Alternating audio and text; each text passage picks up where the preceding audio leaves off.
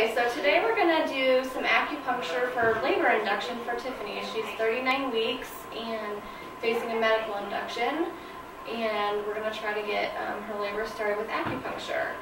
So the basis of acupuncture for labor induction is that we put in some points that can release prostaglandins, that can soften and ripen the cervix, and we also put some in that will release the oxytocin, which are the hormones that cause contractions.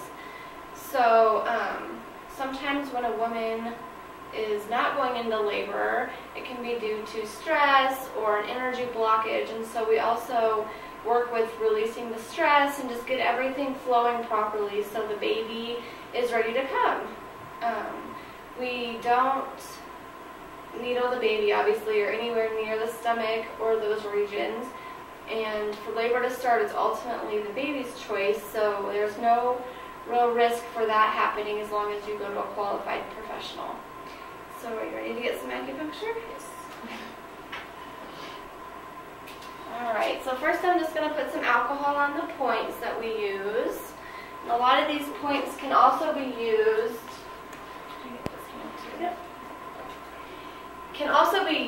during labor to help with stalled labor or labor pain, during the contractions, any of those things.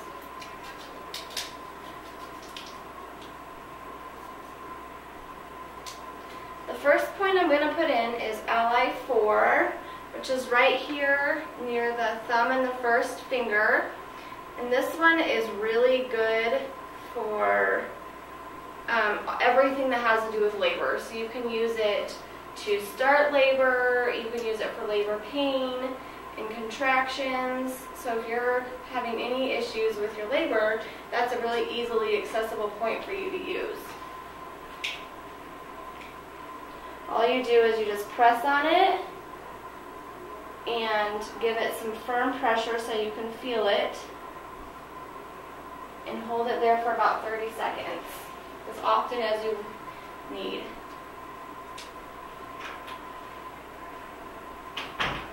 The next point I'm going to do is called spleen 6, and it's just a couple inches above the inside of your ankle. Is this tender right here? Not too bad. Not too close.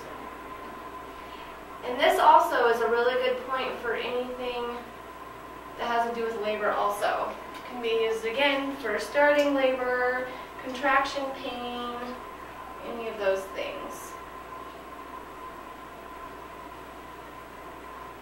Which one in here at all? The lower part, yeah.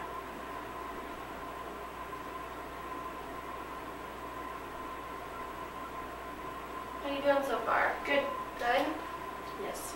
Not too painful? Not at all.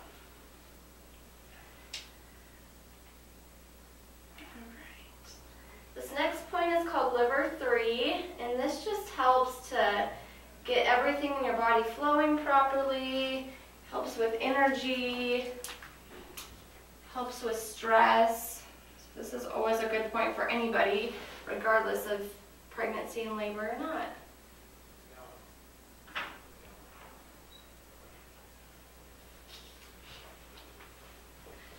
Alright, and the last point we're going to do is going to be one to help with stress and worry, anxiety.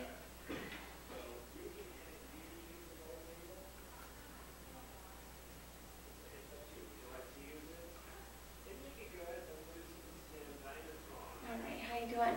Good. Good. So that's generally the protocol that I use for labor induction. There's just a few needles that we use, depending on if the baby's dropped or what other issues you may be having, we might add a few more. But for her, I think that that's good for today. Feeling okay? Yeah. Okay, so Tiffany has had the needles in for about 25 minutes now. It's about the average time that we leave them in. She said that she was feeling kind of tingly and I think kind of ready to get them out, right? Yeah. Yeah. Okay, so that's usually what we do for the labor inductions. But acupuncture can help a lot of different pregnancy ailments, anything from headaches and morning sickness in the first trimester, fatigue, back pain, sciatica, heartburn. It can help regulate blood sugar and reduce cravings. It can help with edema. It can help with breech baby positioning. We have a little tool called Moxa. And Moxa is just a little stick of mugwort that's a very warming herb. And we take it and usually burn it on the small toe. And the herb is actually not going to burn you, but we just let the warmth penetrate the skin. And Moxa can also help with lots of other issues like aches and pains, joint pain, post-surgical scarring pain, back pain, any different kinds of pain. It can help with PMS, infertility, lots of menstrual issues. It can also help with thyroid issues and cold hands and feet. So we use Moxa in conjunction a lot with the needling. So that's another option. And